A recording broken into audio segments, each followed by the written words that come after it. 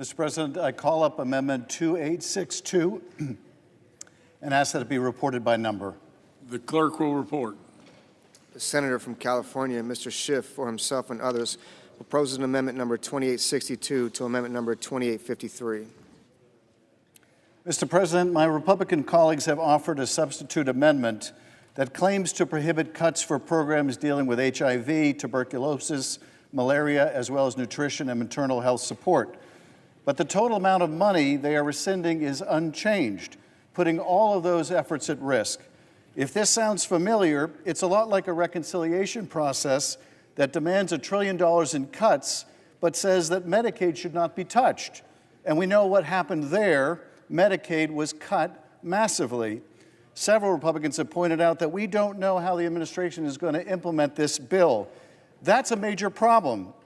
So let's make this as simple as possible. The Senate doesn't want to cut funding for AIDS, tuberculosis, malaria, and other diseases. Then let's remove those rescissions. My amendment would reduce the amount of cuts to global health programs in order to ensure that funding for HIV, tuberculosis, malaria, and maternal health and nutrition programs remain, not just in theory, but in real dollars and cents. I urge a yes vote. Mr. President.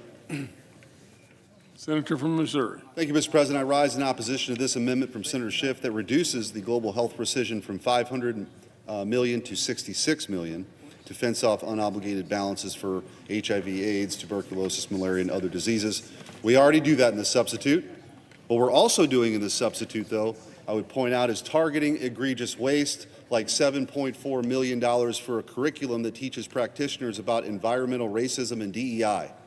Remember, that $7.4 million could have been used to save lives. By slashing the amount rescinded from the global health funding, we would be allowing this inexcusable use of taxpayer dollars to continue. With that, I urge my colleagues to vote no on Amendment 2862.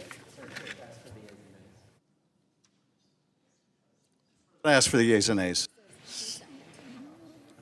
Is there sufficient second? Appears to be.